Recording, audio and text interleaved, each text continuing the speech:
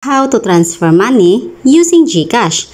Tap your GCash app at pagkatapos log in with your biometrics. Pagkapasok mo dito at kung merong nakaharang katulad nitong sa screen natin, remind me later mo lang and tap bank transfer or transfer at pagkatapos scroll down mo lang. Meron ka makikita dyan na tatlong dot katulad na lang nitong sa ating screen.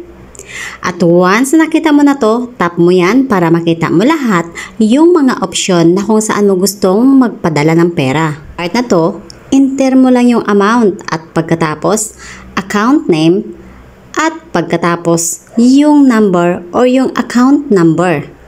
At dapat po nakalagay po yung ating email dito. Pwede tayo makareceive ng transaction details through email or dito sa ating transaction history sa loob ng ating GCash. Put your desired amount at pagkatapos yung account name.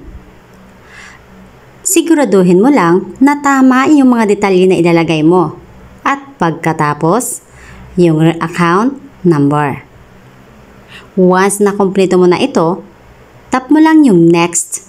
At pagkatapos, makikita mo dyan lahat ang details. Scroll up mo lang and tap confirm.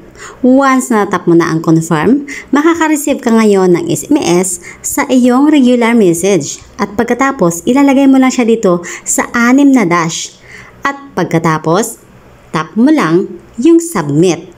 Once na tap mo na ang submit, maaari ka na makareceive ng receipt from GCash and well done. Nakapag-transfer ka na ng pera mo ngayon sa iyong bank transfer through GCash. Nakatulong pa sa iyo ang ating tutorial na to at kung oo, please hit like, subscribe, and share na rin sa ating video.